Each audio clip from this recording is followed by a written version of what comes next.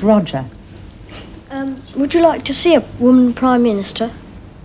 I think it depends upon who the person is. I don't think that there will be a woman Prime Minister in my lifetime.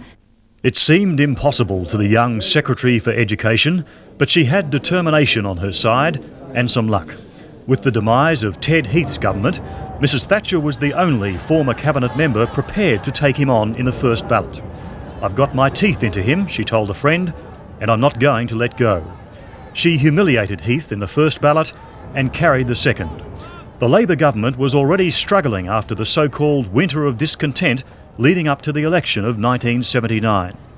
What she lacked in experience, she made up for with images like this, and a quick mastery of the media and its techniques.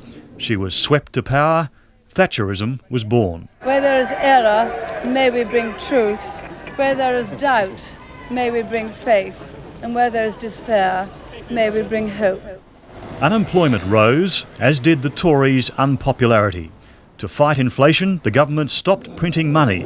Ministers who objected to what was called the monetarist experiment were described as wets.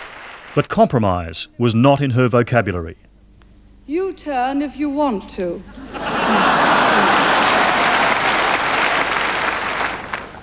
The ladies not for turning. In 1982, the lead-up to the Falklands War was seen as a major failure of her government. 3 ministers resigned. She took one of the hardest decisions of her career and dispatched the task force. The British victory helped her to re-election the year after. 1984 provided her greatest personal test. 7 people died in the IRA Brighton bombing. Mrs Thatcher, still working in the early morning hours, was nearly one of them. And I just turned to do one final paper, and then it went off. My husband was in bed, and all the windows went, and the bathroom was extremely badly damaged. In your own room? In your room? Yes. I think that's enough. We were very lucky. The next target for Mrs Thatcher was the union leader Arthur Scargill. Many saw Scargill and his striking miners as the enemy within and supported Mrs Thatcher's battle for trade union reform. But it was won at a cost. The country was divided and its leader accused of enjoying the confrontation a little too much. In the mid-80s, the economy boomed. There were millions of new shareholders. Yuppies were thick on the streets of London. But as the economy spiralled towards recession, Margaret Thatcher began to lose ground in her own cabinet. This turned on 3 issues: her own domineering style, always bordering on autocratic, the introduction of the hated poll tax, a tax that refused to draw a line between rich and poor, and then European unity. Most of her colleagues wanted to get aboard this train, not Margaret Thatcher. No, no, no.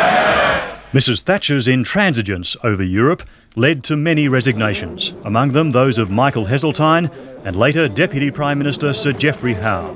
It was his departure speech just 3 weeks ago that proved the most damaging in the House of Commons for 30 years. The time has come for others to consider their own response to the tragic conflict of loyalties with which I have myself wrestled for perhaps too long.